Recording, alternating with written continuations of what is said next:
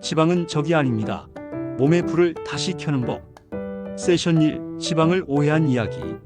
지방만 줄이면 건강해진다고 생각했어요. 의사도, 방송도, 주변 사람도 다 그렇게 말했으니까요. 그렇죠. 지방은 심장병의 원인이다라는 말 정말 오래 들었죠. 그런데 그 말 이제는 틀렸다는 게 밝혀지고 있어요. 틀렸다고요? 그럼 우리가 수십 년 동안 잘못 알고 있었던 거예요? 네, 1970년대 미국에서 심장병이 급격히 늘자 학자들이 지방이 문제다라고 결론을 내렸어요. 근거는 약했지만 정부가 그 가설을 믿고 저지방 식단을 하라고 발표했죠. 그 이후로 저지방 우유, 저지방 과자, 저지방 요거트가 쏟아졌군요.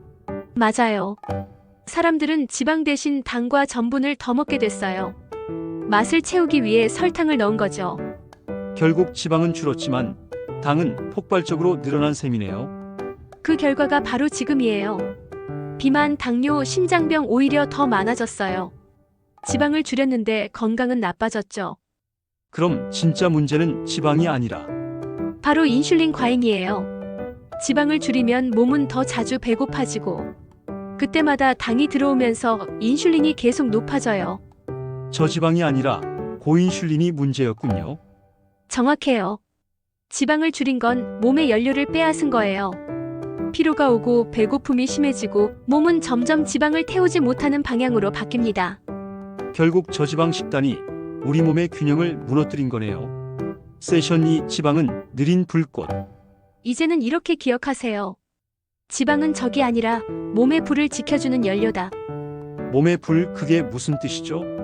기능의학에서는 이렇게 말합니다. 당은 성냥불, 지방은 장작불이다. 성냥불과 장작불.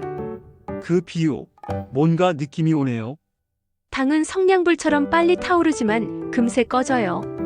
반면 지방은 장작불처럼 천천히 오랫동안 타면서 몸의 온기와 에너지를 일정하게 유지시켜요. 그래서 당으로만 버티면 금방 피곤해지고 지방이 태워지면 오래 버틸 수 있다는 거군요. 맞아요. 지방은 단순한 비상에너지 저장고가 아니라 우리 몸의 기본 연료예요. 지방이 연소될 때 세포 속 미토콘드리아가 활발히 움직이고 에너지가 안정적으로 만들어집니다. 그러니까 지방이 태워질 때는 몸 전체가 부드럽게 돌아가는 느낌인 거네요. 정확해요. 지방이 연소될 땐 혈당이 안정되고 염증이 줄고 집중력도 좋아져요. 그런데 현대인은 대부분 지방을 태우지 못하는 몸이에요. 지방을 못 태운다고요? 지방이 몸에 있는데도요? 네, 그 이유는 인슐린이 너무 자주, 너무 오래 분비되기 때문이에요. 인슐린은 지방을 잠그는 자물쇠 역할을 하거든요. 그래서 몸 안에 기름이 가득 있어도 연료로 쓸 수가 없는 거예요.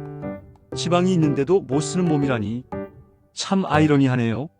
맞아요.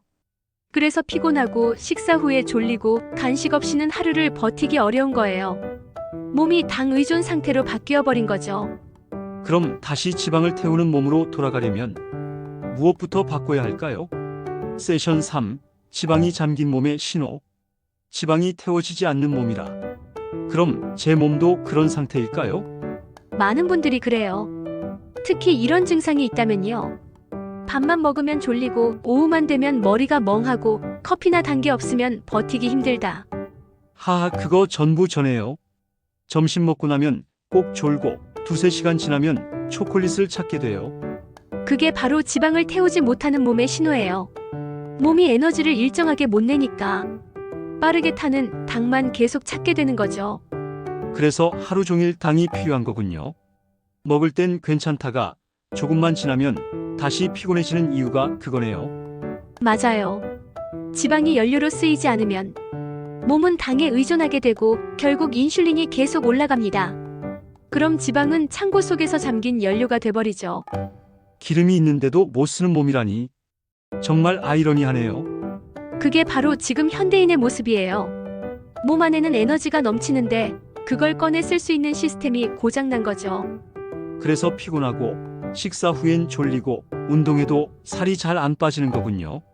정확해요. 이 상태를 기능의학에서는 지방 산화 저하 상태라고 부릅니다. 에너지의 문이 닫혀 있는 상태예요. 단순히 다이어트가 아니라 몸의 에너지 시스템이 멈춘 거네요. 그렇죠. 이럴 땐 적게 먹자보다 몸이 다시 지방을 연료로 인식하도록 돕는 것이 우선이에요. 지방을 다시 태우는 방법이 있다면 지금이라도 꼭 배우고 싶어요. 세션 4. 지방을 다시 태우는 4가지 루틴. 좋아요. 사실 복잡하지 않아요. 몸은 늘 단순한 원리로 회복합니다. 오늘부터 바로 실천할 수 있는 4가지 루틴 알려드릴게요. 메모 준비됐습니다. 첫째, 식사 간격을 넓히세요. 간식, 커피, 과일, 음료. 이런 작은 한 입들이 인슐린을 계속 자극해요.